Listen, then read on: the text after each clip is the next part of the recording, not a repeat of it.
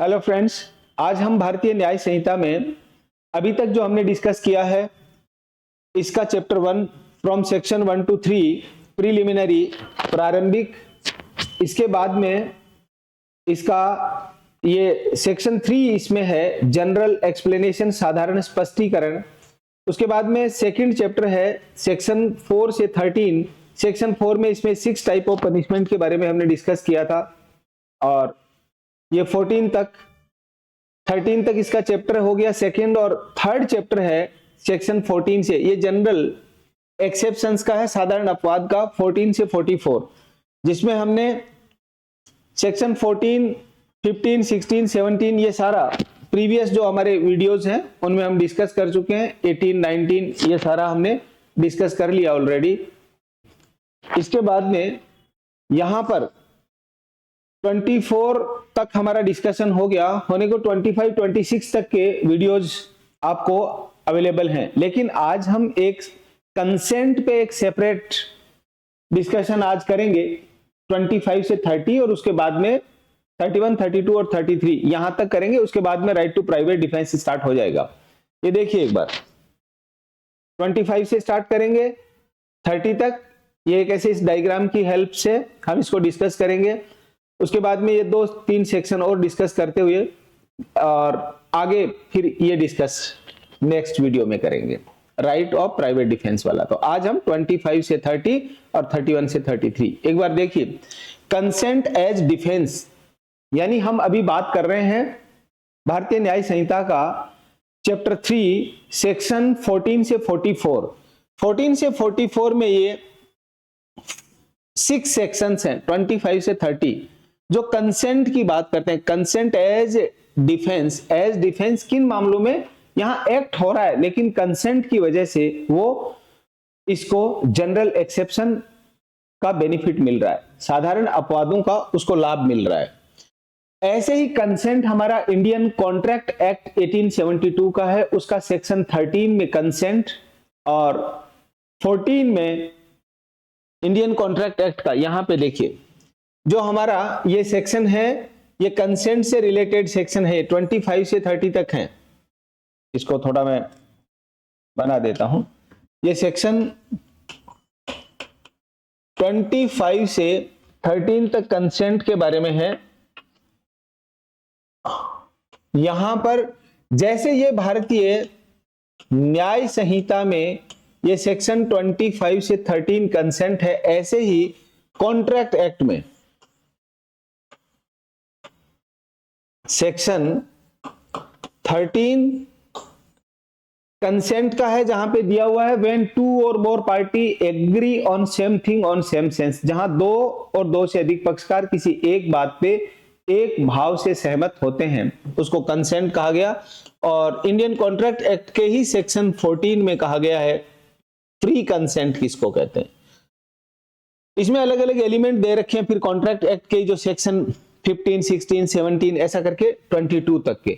जैसे उधर Indian contract act में 13 से लेके 22 में कंसेंट के बारे में हम डिस्कस करते हैं, ऐसे ही भारतीय न्याय संहिता में 25 से 30 में कंसेंट, ये इसको हम आज डिस्कस करेंगे regarding general exception regarding defence.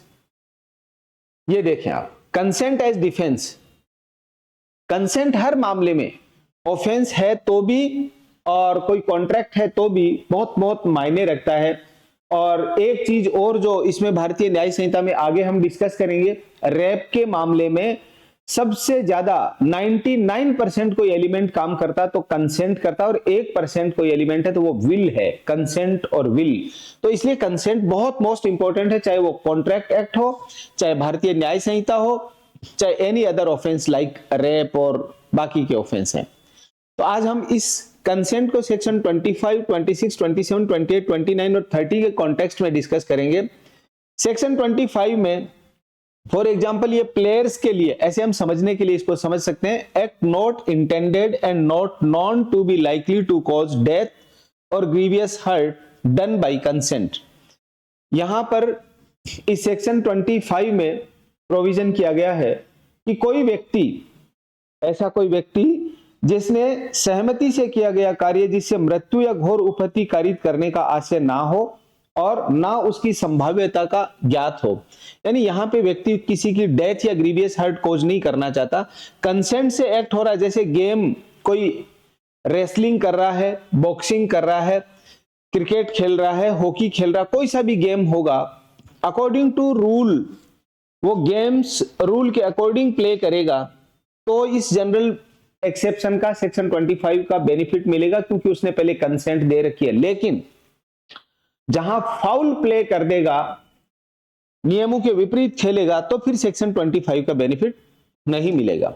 एक बार इसको अकॉर्डिंग टू बेयर एक्ट देख लीजिए। हम सेक्शन को इनको इस डायग्राम की हेल्प से जो डिस्कस करेंगे, इनको समझाते हुए बेयर एक्ट में हिंदी इंग्लिश में क्या दे रखा वो देखते हुए पूरा डिस्कस करेंगे, तो आपको इसका वर्ड टू वर्ड मीनिंग समझ में आएगा, हिंदी में और इंग्लिश में दोनों में। देखिएगा section 25, nothing which is not intended to cause death or grievous hurt and which is not known by the doer to be likely to cause death or grievous hurt is an offense by reason of only harm which it may cause to be intended by the doer to cause to any person above 18 year of age।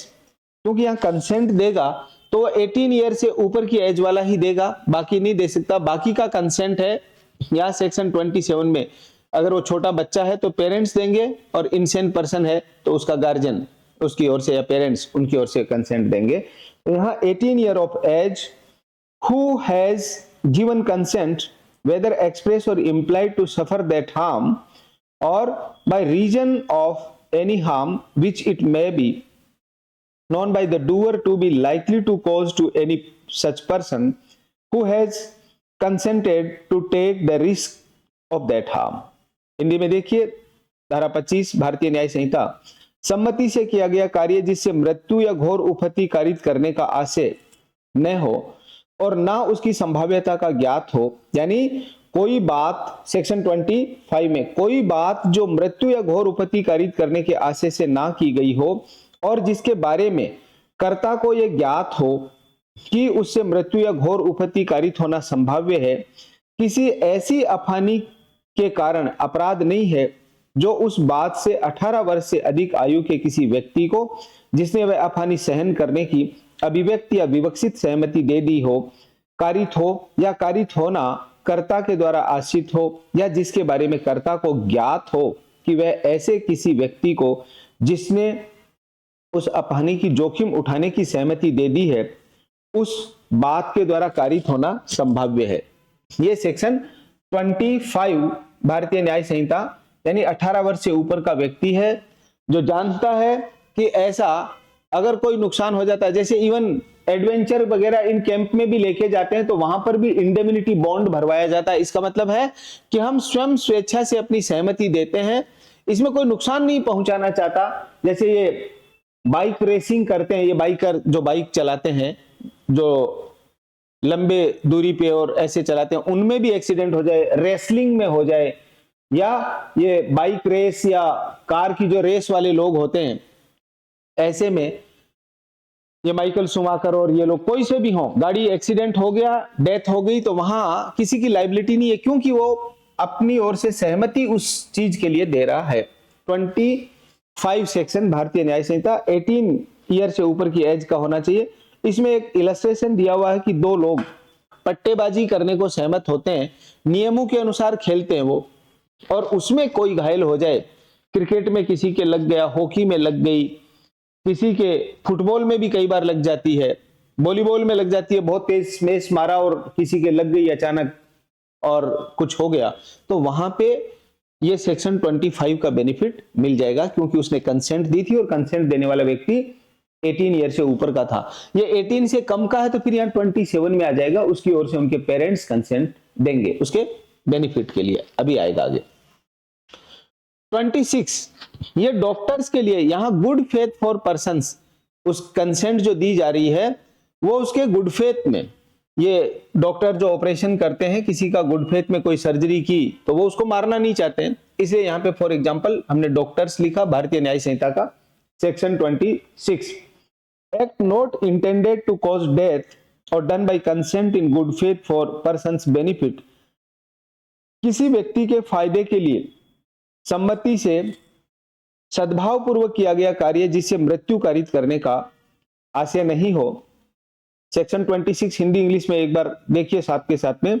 Nothing which is not intended to cause death is an offence by reason of any harm which it may cause or be intended by the doer to cause or be known by the doer to be likely to cause to any person for whose benefit it is done in good faith and who has given a consent whether express or implied to suffer that harm or to take the risk of that harm।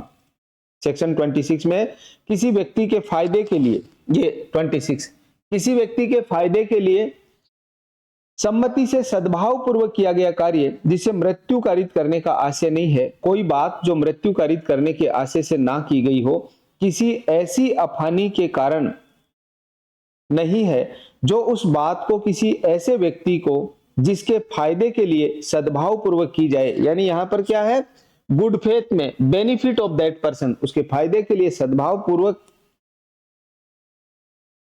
और उसे अफानी को सहन करने और अफानी की जोखिम उठाने के लिए चाहे अभिव्यक्त या विवक्षित सहमति दे दी हो, कारित हो और कारित करने का कर्ता का आशय हो, कारित होने की संभाव्यता कर्ता को ज्ञात हो। इसमें ये डॉक्टर्स के लिए है, जैसे डॉक्टर किसी पेशेंट की सर्जरी करेगा, उसको मालूम है कि वो नुकसान नहीं पहुंचाना चाहता, लेकिन मान लो कोई ऐसा बहुत ही हाई रिस्क सर्जरी हो, तो ऐसे में अगर उसको कोई नुकसान हो गया, व्यक्ति की डेथ हो गई, उसने ऑपरेशन से पहले अपनी स्वयं कंसेंट दी है, ये समझने के लिए 25 में हम प्लेयर्स और 26 में डॉक्टर्स और गुड फेथ में और पर्सन्स बेनिफिट के लिए ये यहां पे कंसेंट दिया जा रहा है। इसको जनरल एक्सेप्शन का बेनिफिट मिलेगा, यहां क्रिमिनल लायबिलिटी नहीं बनेगी, 25 में भी नहीं बनेगी, 26 में भी नहीं बनेगी। उसी तरह से सेक्शन 27 में यहां पर पेरेंट्स और गार्जियन, ये पेरेंट्स और गार्जियन यहां पे कंसेंट देते हैं किसके लिए, चाइल्ड और इनसेंट पर्सन के लिए। क्यों देते हैं, क्योंकि 18 साल से कम का बच्चा है वो कोई कंसेंट नहीं दे सकता। उधर कॉन्ट्रैक्ट एक्ट में भी हमने सेक्शन 10, 11, 12, 13 उधर हम डिस्कस करते हैं, मोहरी बीबी धर्मदास घोष वाला केस, एक बच्चे के द्वारा दी गई सहमति। तो ऐसे यहां पर भी चाइल्ड है, चाइल्ड को भारतीय न्याय संहिता में डिफाइन किया गया 18 ईयर से कम का आयु का कोई भी व्यक्ति, तो चाइल्ड है तो वो अपनी कंसेंट नहीं दे सकता, उसकी ओर से उनके पेरेंट्स कंसेंट देंगे। और इनसेंट पर्सन है, पागल है, तो वो भी अपनी ओर से कंसेंट नहीं दे सकता, उसकी ओर से भी कंसेंट उनके पेरेंट्स या गार्जियन देंगे। यहां पर इस कंसेंट में सेक्शन 27 में fear of injury and misconception आगे हम, और इसके बाद में अनसाउंडनेस ऑफ माइंड और ये इंसान का, और अंडर 12 ईयर ऑफ एज, ये तीनों ए बी सी करके एक एक करके हम डिस्कस करते हैं। एक बार देखिए सेक्शन 27 भारतीय न्याय संहिता का हिंदी में इंग्लिश में। Section 27, act done in good faith for the benefit of child or of person of unsound mind by और by consent of guardian.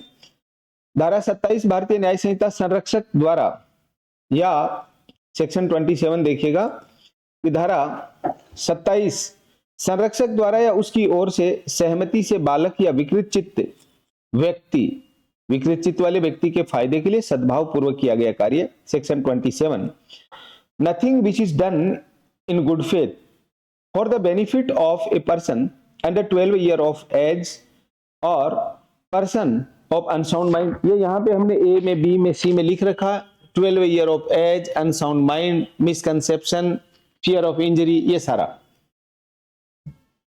Bye और बाय कंसेंट आइदर एक्सप्रेस और इम्प्लाइड टू, यहां पे कौन देगा, गार्जियन और person having lawful charge of that person, या तो गार्जियन या लॉफुल चार्ज जिनके पास में उस बच्चे का है या उसके parents, is an offence by reason of any harm which it may cause or be intended by that doer to cause or be known by the doer to be likely to cause to that harm.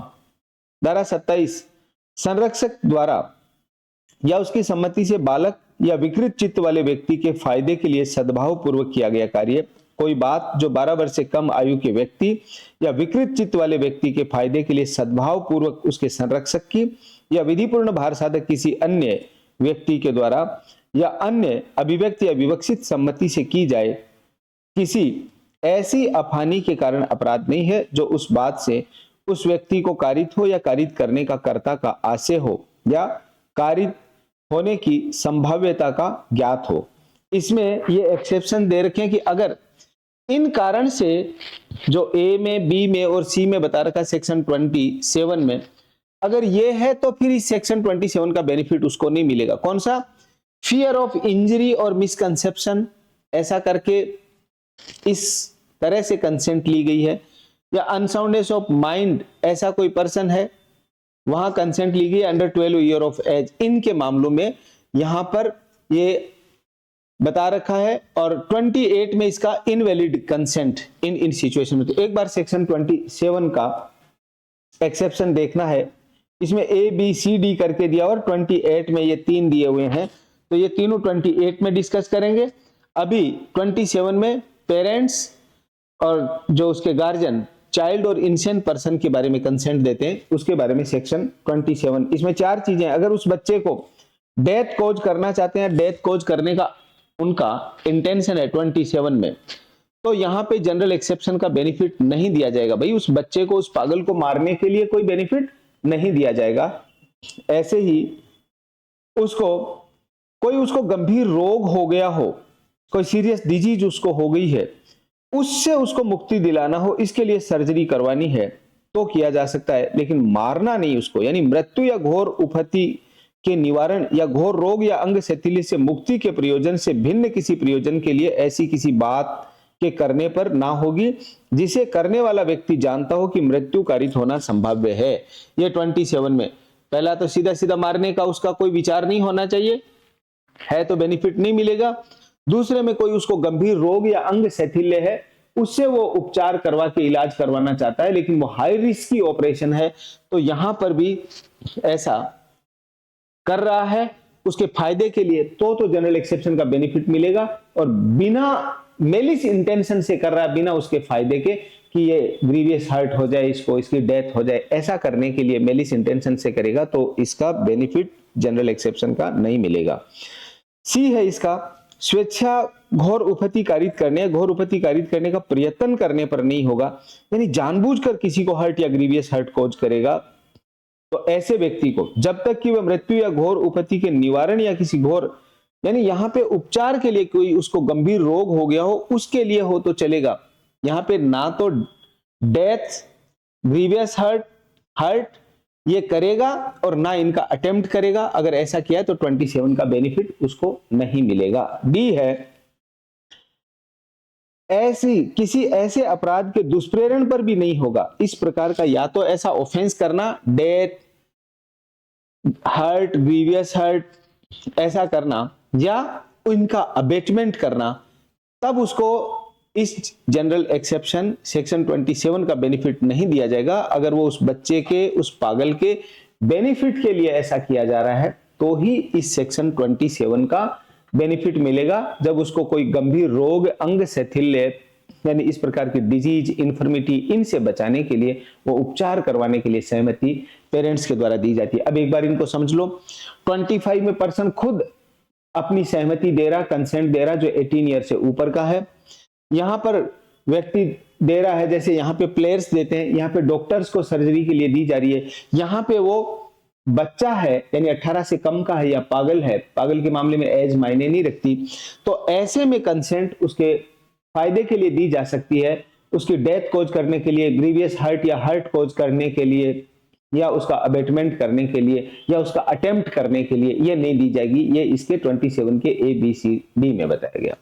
इसके बाद में section 28 है invalid consent.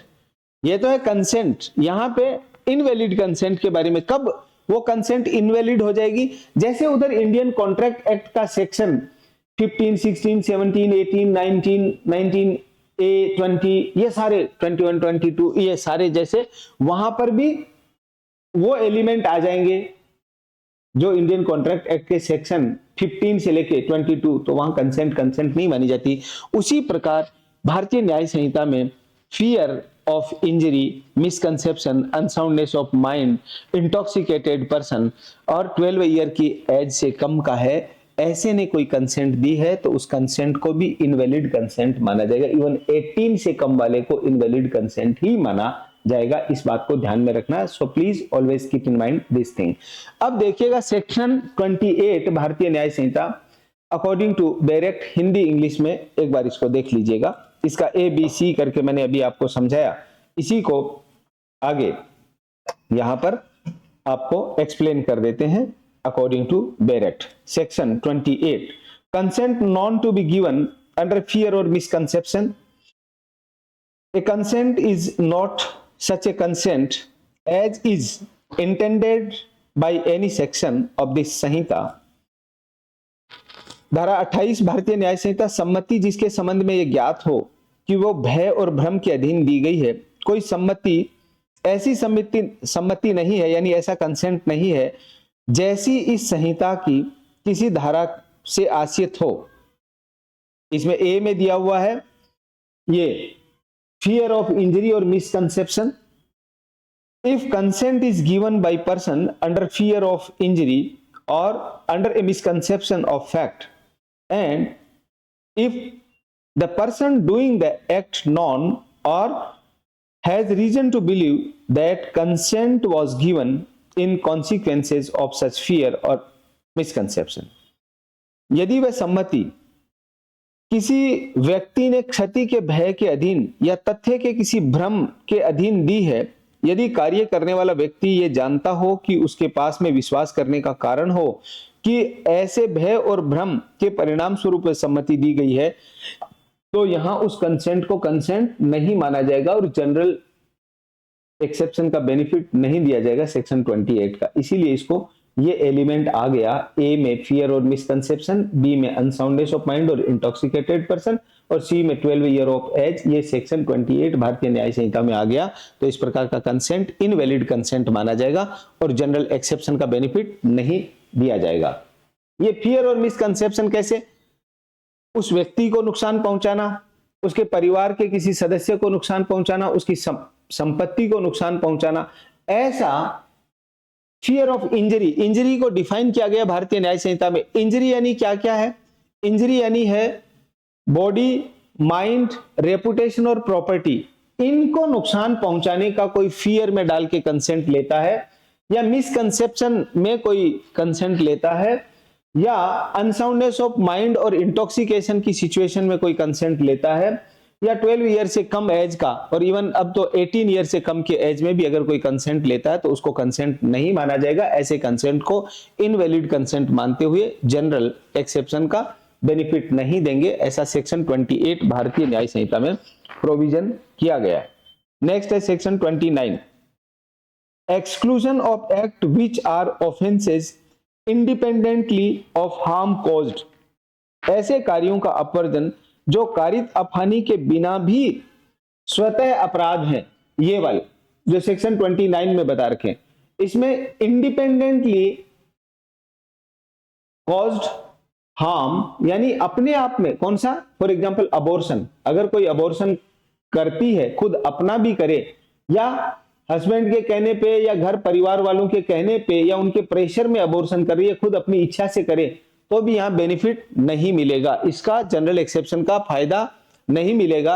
आजकल ये एक चीज बहुत चल रही है, माई बॉडी माई चॉइस, कि हम जब चाहे प्रेग्नेंट होंगे, जब चाहे अबॉर्शन करेंगे। यहां ऐसा नहीं होगा। दुनिया में एक मुहिम चल रही है अलग अलग देशों में, तो उसका बेनिफिट यहां नहीं दिया जाएगा, क्योंकि हमारी बॉडी सिर्फ हमारी बॉडी नहीं है, उस पर हमारे साथ साथ में हमारे फैमिली का, सोसाइटी का, इस कंट्री का, सबका, सबसे मिलके हम बनते हैं। इसलिए इन सब का अधिकार होता। कोई ऐसा नहीं सोचे कि मैं तो मैं ही हूं, माई बॉडी माई चॉइस। ये एक गलत कॉन्सेप्ट है जो युवाओं को, स्पेशली गर्ल्स को गलत डायरेक्शन में भटकाने के लिए है। इसके ये एक्सेप्शन में आएंगे तीनों सेक्शन, कौन सा? 25, 26 और ये 27। 28 तो वैसे इनवैलिड कंसेंट का है। तो ये अपने आप में सेक्शन 29 कह रहा है कि ये कार्य जो अपने आप में हानि पहुंचा रहे हैं, चाहे वो खुद करे किसी के दबाव में ऐसा अबॉर्शन करे या किसी के यही coercion, fraud, undue influence, force, threat सब आ जाएगा इसमें। 29 देखिए इसको, according to bare act, the exception in section 25, 26, 27 do not extends to act which are offenses independently of any harm which they may cause or be intended to cause or be known to be likely to cause to the person giving the consent or on whose behalf the consent is given। धारा ये वाली 25, 26 और 27 के अपवादों का विस्तार उन कार्यों पर नहीं है जो उस अपहानि के बिना स्वतः अपराध हैं। स्वतः अपराध, इटसेल्फ एन ऑफेंस, जैसे अबॉर्शन। जो उस व्यक्ति को जो सम्मति देता है, यानी अपनी कंसेंट देता है, या जिसकी ओर से कंसेंट दी गई है, सम्मति दी गई है कब? जब वो मान लो माइनर और छोटी बच्ची हो, तो ऐसे में कंसेंट दी गई है, या तो वो या फिर वो बेहोशी की हालत में हो, कोमा में हो। कई बार होता है कोमा में है महिला, प्रेग्नेंट हो गई, अब उसकी, या पागल हो गई, या वो छोटी बच्ची है, तो उसकी ओर से कंसेंट दी जाएगी। 18 से ऊपर की खुद कंसेंट दे। जिसकी ओर से सम्मति दी गई है उन कार्यों से कारित हो या कारित किए जाने का आशय हो या कारित करने की संभाव्यता का ज्ञात हो, तो यहां कहा गया सेक्शन 29 में ऐसे कार्यों का अपवर्जन जो कारित अपहानि के बिना स्वतः अपराध हैं। इसमें कहा गया अबॉर्शन या गर्भपात, इसमें दे रखा पीसीपीएनडीटी एक्ट में भी दिया हुआ है, अबॉर्शन एक्ट में भी दिया हुआ है। अगर उस महिला के जीवन को बचाने के लिए अबॉर्शन किया गया है तो उसको इस जनरल एक्सेप्शन का बेनिफिट मिलेगा। अपने मजे के लिए कभी कंसीव किया और कभी अबॉर्शन कर दिया, कोई बेनिफिट नहीं मिलेगा, चाहे वो खुद ही क्यों ना हो। ये सेक्शन 29 में आज से नहीं है, हमारे पुरातन शास्त्रों में भी इसको पाप माना गया है। 1860 की जो आईपीसी अंग्रेजों ने उस समय बनाई, उसमें भी यही प्रोविजन था, और भारतीय न्याय संहिता में सेम वो एज सच कॉपी किया है उसको। यहां पर भी वो का वही प्रोविजन है। इसमें एक इलस्ट्रेशन दिया हुआ है, गर्भपात कराना जब तक कि वह उस महिला के जीवन के बचाने के प्रयोजन से सद्भाव पूर्वक नहीं किया गया हो, उसके अलावा कोई बेनिफिट 29 का जनरल एक्सेप्शन का किसी को नहीं मिलेगा, इवन उस महिला को भी नहीं मिलेगा।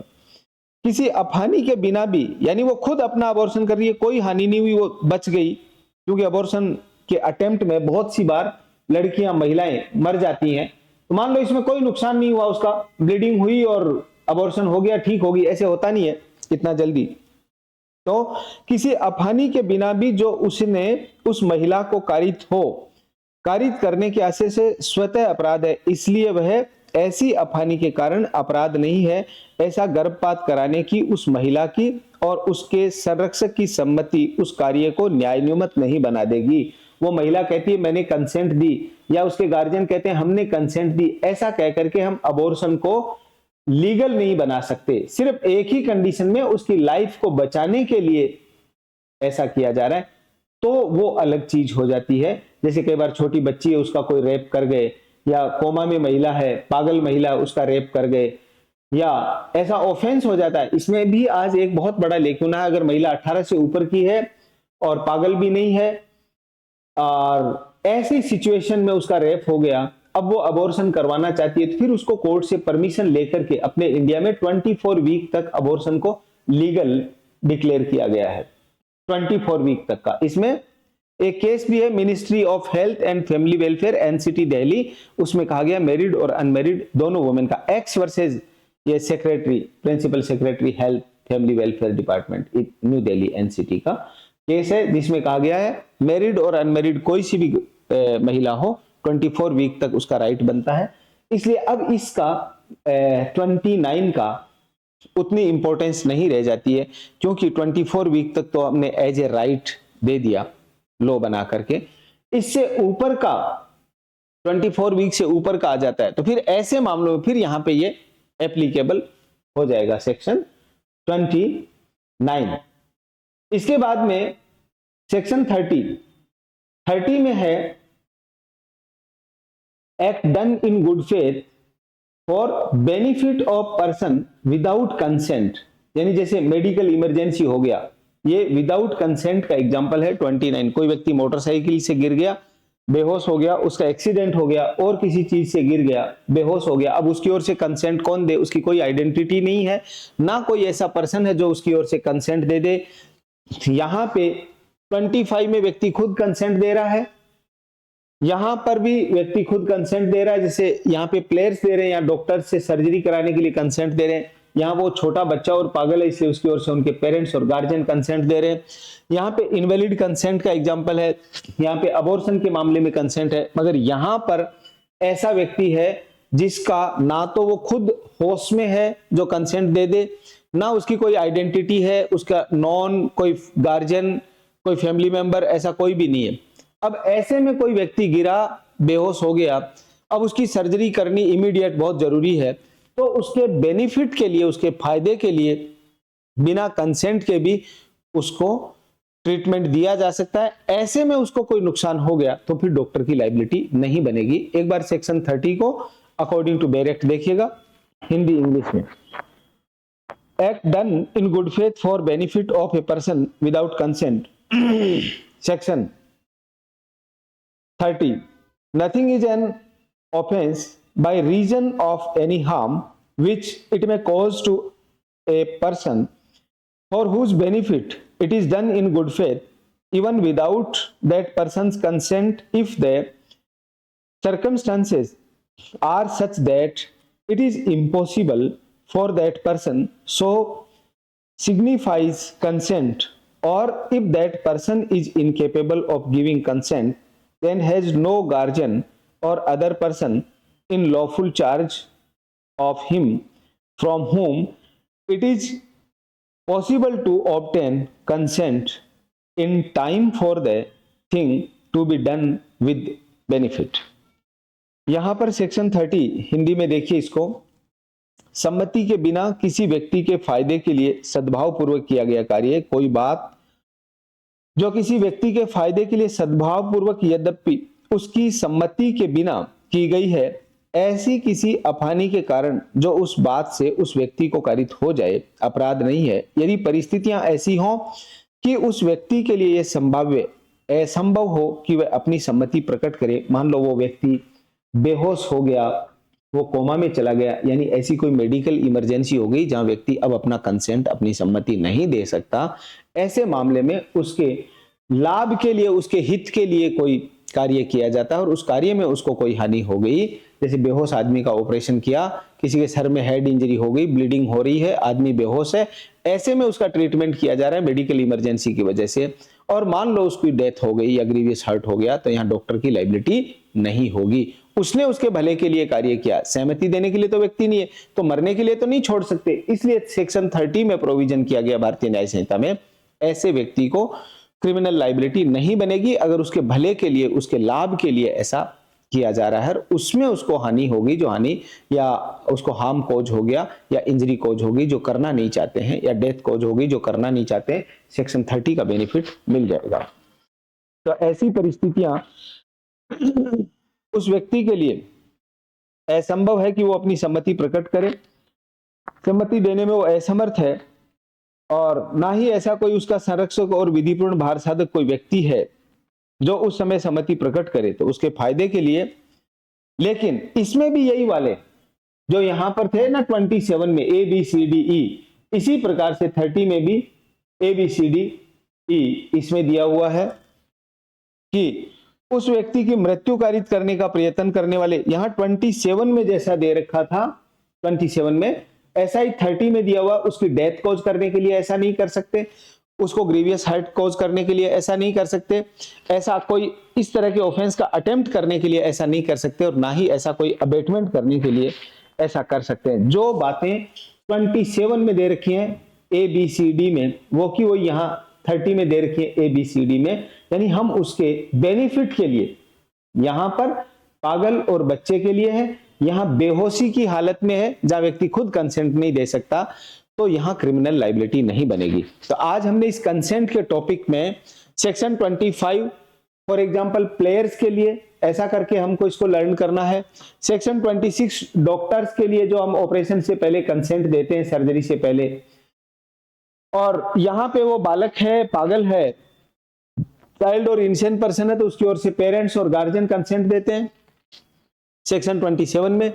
28 में इनवैलिड कंसेंट हो गया, fear of injury and misconception की वजह से, अनसाउंडनेस ऑफ माइंड और इंटॉक्सिकेशन की वजह से, और अंडर 12 ईयर ऑफ एज इन मामलों में, इवन 18 ईयर की एज के मामलों में भी कंसेंट इनवैलिड मानी जाएगी। यहां पर 29 में अबॉर्शन किया गया तो वह अपने आप में अपराध है, उसका बेनिफिट नहीं मिलेगा कंसेंट का, अगर उसकी लाइफ को बचाने के लिए ऐसा नहीं किया गया है तो।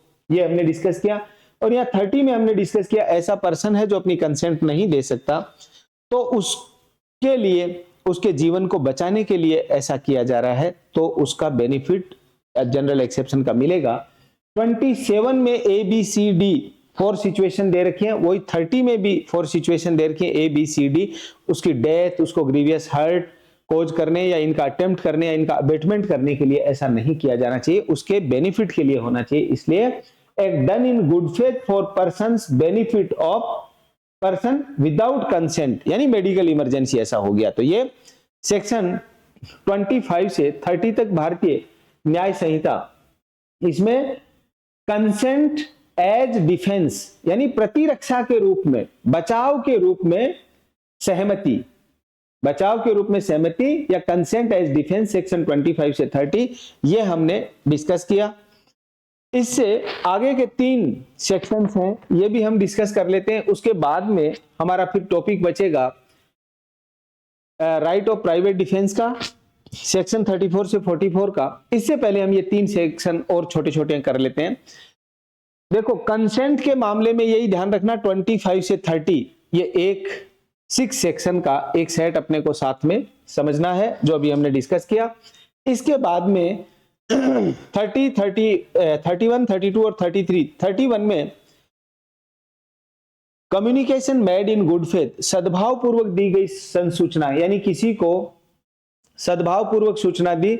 मान लो किसी डॉक्टर ने पेशेंट को कहा कि भैया अब आप ज्यादा दिन के मेहमान नहीं हो, अपना आराम करो, यहाँ क्यों पैसे लगा रहे हो, ऐसा कहा और डेथ हो गई। वो गुड फेथ में ऐसा अगर उसने कहा है तो यहां उसकी कोई लाइबिलिटी नहीं बनेगी। और कोई जानकारी गुड फेथ में दी, भगवान नहीं करे किसी के परिवार में किसी की डेथ हो जाए और कोई जाकर के ऐसे गुड फेथ में कहे भैया ऐसा ऐसा हो गया और सुनते ही आदमी खत्म हो गया, हार्ट अटैक आ गया, तो यहाँ पे वो उसको मारने के लिए जाके ऐसा नहीं कह रहा है कि देख तेरा बाप मर गया, ले ये परिवार में इसकी डेथ हो गई, ऐसा नहीं। वो गुड फेथ में ऐसा कह रहा है, उसकी वजह से अगर ऐसा कोई नुकसान हो गया तो कोई क्रिमिनल लाइबिलिटी नहीं बनेगी। भारतीय न्याय संहिता का सेक्शन 31 में ये प्रोविजन किया गया है। एक बार 31 अकॉर्डिंग टू बेयर एक्ट देखिएगा, सेक्शन 31 में है no communication made in good faith is an offence by reason of any harm to the person to whom it is made if it is made for the benefit of that person।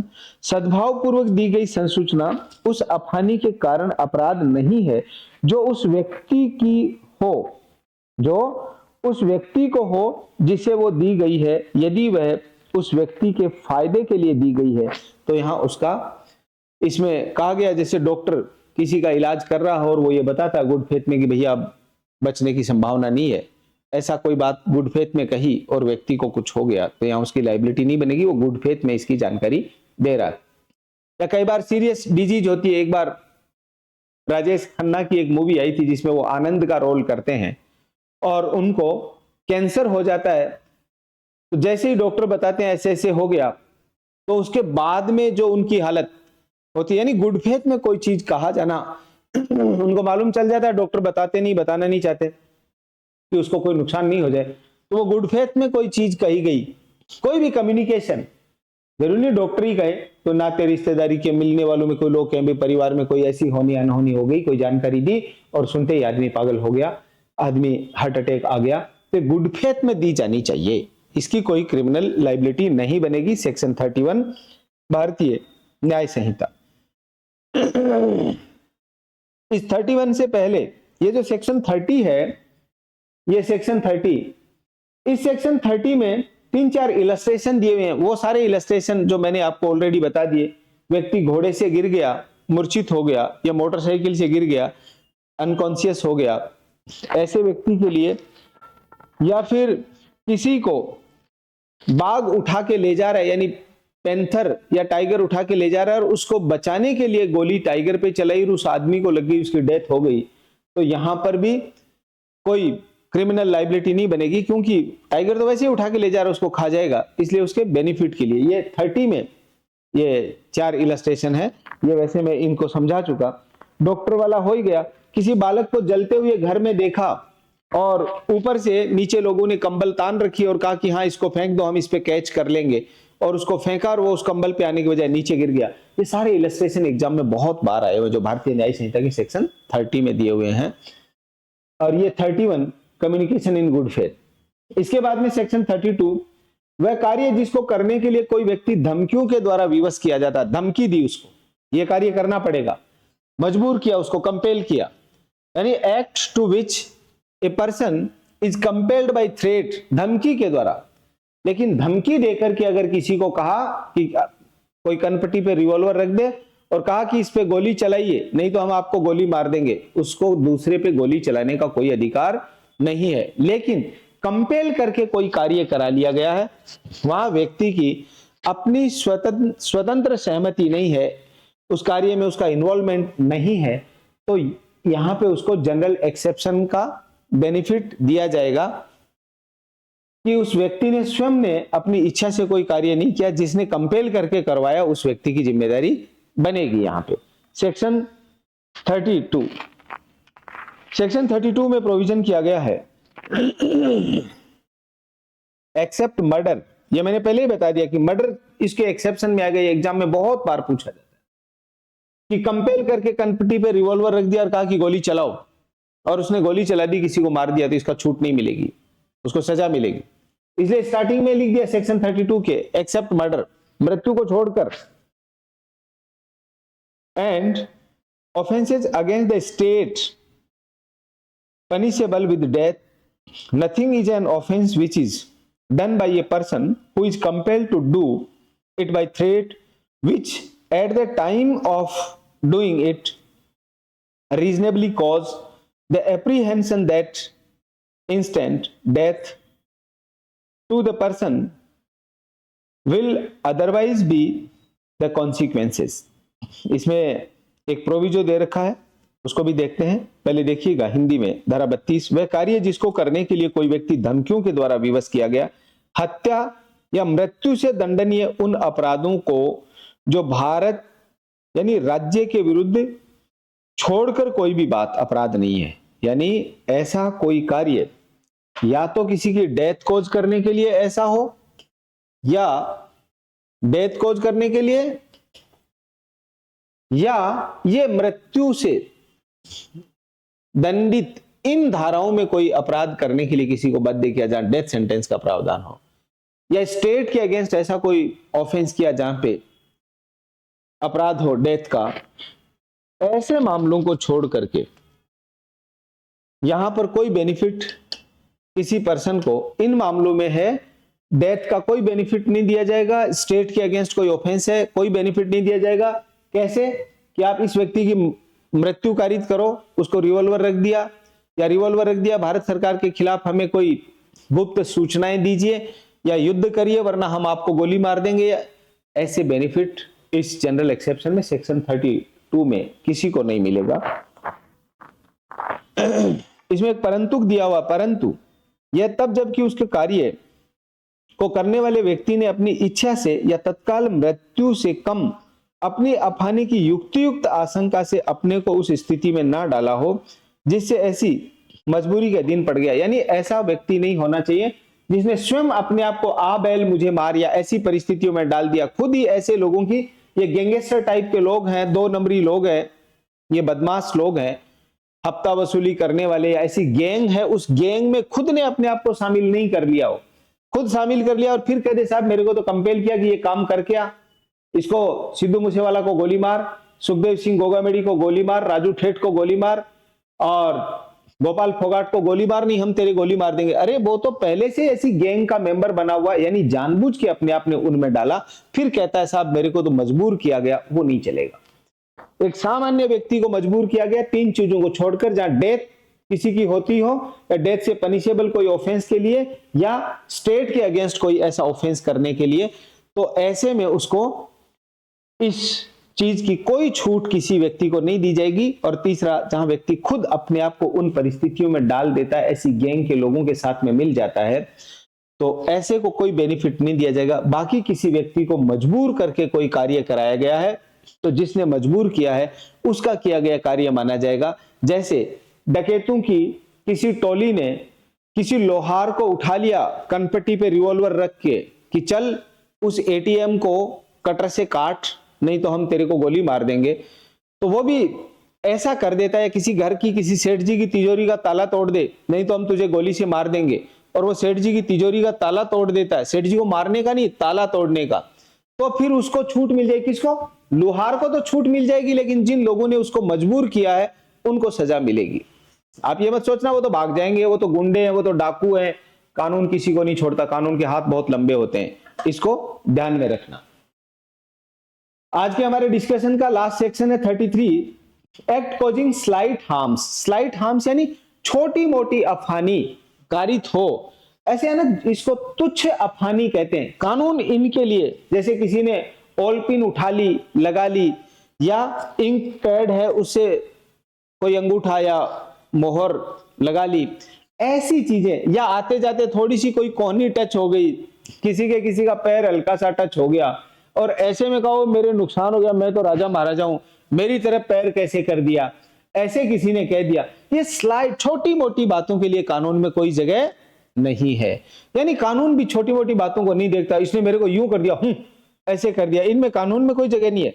कानून बड़ी बातें, यानी छोटी मोटी बातें तो होती रहती है। ये छोटी मोटी बातें फिर कहां चली जाएंगी? टोर्ट्स में चली जाएंगी, हमारी भारतीय न्याय संहिता के दायरे से बाहर हो जाएंगी। देखिएगा section 33, nothing is an offence by reason that it causes or that it is intended to cause or that it is known to be likely to cause any harm if that harm is so slight that no person of ordinary sense or temper would compel of such harm। यहां पे देखिए धारा 33, तुच्छ अफहानी कारित करने वाला कार्य कोई बात इस कारण अपराध नहीं है कि उससे कोई अफहानी कारित होती है या कारित की जानी आसियत है या कारित करने की संभाव्यता का ज्ञात है, यदि वो इतनी तुच्छ और मामूली समझे जाने वाली, मामूली समझ और स्वभाव वाला कोई व्यक्ति उनकी शिकायत नहीं करेगा। ऐसा कोई व्यक्ति, इसमें एक केस है मिसेज वीडा मेंसेंज वर्सेस यूसुफ खान का, मिसेज वीडा मेंसेंज वर्सेस यूसुफ खान का 1966 का, जिसमें दो लोग, 33 का बता रहा हूं, आपस में ऑफिस में तू मैं होती है और एक व्यक्ति ऐसे फाइल फेंकता है, तो ये महिला कोर्ट में चली जाती है कि मेरे पति की कोहनी को छूती हुई फाइल नीचे गिर गई, मेरे बाबू की कोहनी को छुआ फाइल ने, ऐसा करके ये केस कर देती है। तो कोर्ट कहता है ऐसी तुच्छ बातों के लिए कोर्ट में नहीं आया जाए, ये छोटी मोटी बातें। एक इसमें लैटिन मैगजीम भी है, वो है डी मिनिमिस नॉन क्यूरेट लेक्स। डी मिनिमिस नॉन क्यूरेट लेक्स यानी विधि तुच्छ बातों की ओर ध्यान नहीं देती। यह भी एग्जाम में आता है, मैं यहां लिख देता हूं, एग्जाम में बहुत बार ये चीजें पूछी जाती हैं। तो इसकी जो लैटिन मैगजीम है डी मिनिमिस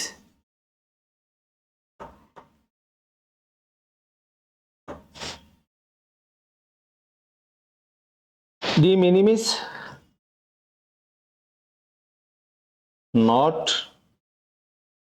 curate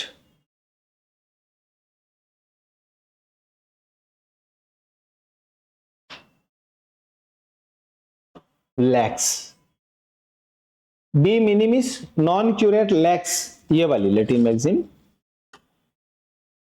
डी मिनिमिस नॉन क्यूरेट लेक्स यानी विधि तुच्छ बातों की ओर ध्यान नहीं देती, ये सेक्शन 33।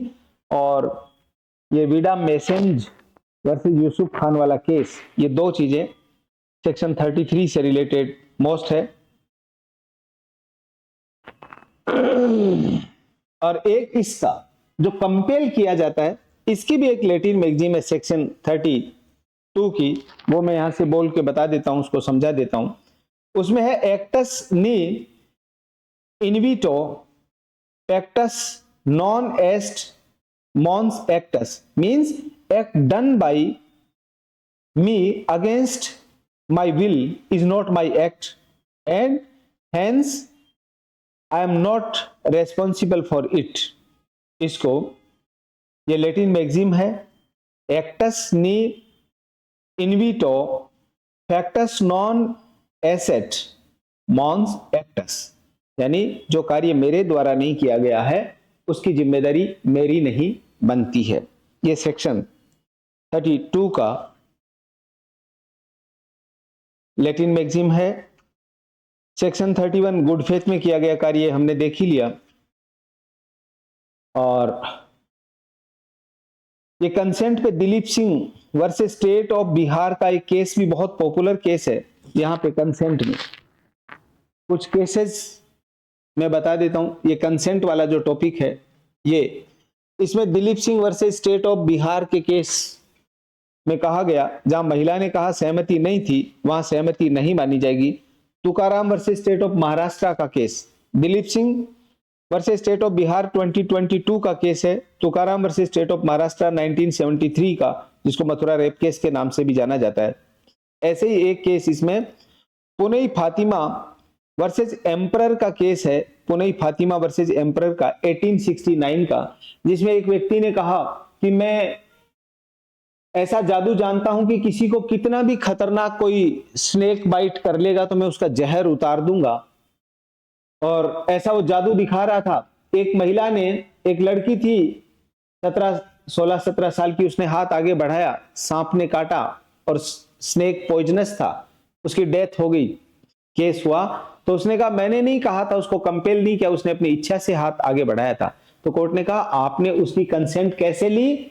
ये वाली फियर और मिसकंसेप्शन में ली कि मुझे जहर उतारना आता है, जबकि उसको नहीं आता था, इसलिए इनवैलिड कंसेंट माना गया। पुनई फातिमा का लीडिंग केस है, बहुत अच्छा केस है, एक से ज्यादा जगह काम आता है। इसमें Dilip Singh state of Bihar 2022, Punai Fatima versus emperor 1869, और ऐसे ही आर वर्सेस विलियम्स का केस भी है 1923 का, जिसमें वो एक लड़की को कहता है जो गाना सीखती है, वो कहता है कि मैं तेरे साथ में कुछ एक क्रिया करना चाहता हूं जिससे आपका गले का सुर सुधर जाएगा। उसके साथ में रेप कमिट कर देता है, और रेप का और गले के सुर का कोई लेना देना नहीं, लेकिन उसने ऐसे कंसेंट कैसे ली? मिसकंसेप्शन में ली। यहाँ फियर में नहीं डाल रहा, मिसकंसेप्शन में डाल रहा था। ये तीनों ही चीजें 28 में इनवैलिड कंसेंट में, चाहे फियर ऑफ इंजरी हो या मिसकंसेप्शन हो, अनसाउंडनेस ऑफ माइंड और इंटॉक्सिकेटेड पर्सन हो, या अंडर 12 ईयर ऑफ एज या अंडर 18 ईयर ऑफ एज हो, ऐसे में दिया गया कंसेंट हमेशा इनवैलिड कंसेंट ही माना जाता है। तो ये हमने आज सेक्शन 25 में ये पुनई फातिमा और विडा मैसेज, ये सारे केसेस मैंने आपको बताया। 25 में, 28 में, इन दोनों में पुनई फातिमा का केस आ जाएगा, डॉक्टर्स वाले में, पेशेंट वाले में। तो आज इस वाले टॉपिक को सेक्शन 25, जहां प्लेयर्स से रिलेटेड, ऐसा हमने फॉर एग्जांपल इसको देखा। 26 डॉक्टर्स की कंसेंट के मामले में, जहां व्यक्ति स्वयं कंसेंट दे रहा है 25, 26 में। 27 में वो बच्चा है, वो पागल है, उसकी ओर से उसके पेरेंट्स, गार्जियन और जिनके पास लॉफुल अथॉरिटी है, ऐसा व्यक्ति कंसेंट देता है। ये इनवैलिड कंसेंट के एग्जांपल हैं। तो पुनई फातिमा यहाँ इधर 25 में भी आ जाएगा, 28 में भी आ जाएगा। ये इनवैलिड कंसेंट में fear of injury, misconception, unsoundness of mind, intoxicated person और अंडर 12 ईयर ऑफ एज, इसी में 18 ईयर भी समझना है। ये अबॉर्शन का 29 और ये 30, act done in good faith for benefit of person, ये मेडिकल इमरजेंसी के मामले में ये कंसेंट का है। ये हमने डिस्कस किया 25 से 30 और इनका केसेस हमने डिस्कस किया। इसके अलावा 31, 32 और 33 यहाँ पे लैटिन मैगजीन्स के साथ में इनको हमने डिस्कस किया। इससे आगे का डिस्कशन सेक्शन 34 से 44 का नेक्स्ट वीडियो में हम the right of private defence, private प्रतिरक्षा के अधिकार के विषय में हम डिस्कस करेंगे। आप वीडियो को लाइक करें, चैनल को सब्सक्राइब करें और बेल आइकन बटन दबाएं ताकि आपको इस तरह के इंफॉर्मेटिव वीडियोस समय समय पे मिलते रहें। हमारा वीडियो आपको कैसा लगा कमेंट करके जरूर बताइएगा और हमसे जुड़े रहिएगा। ऐसे ही और अच्छे लीगल से रिलेटेड जानकारी के लिए, अच्छे वीडियोस के लिए आप हमसे जुड़े रहिएगा। नमस्कार।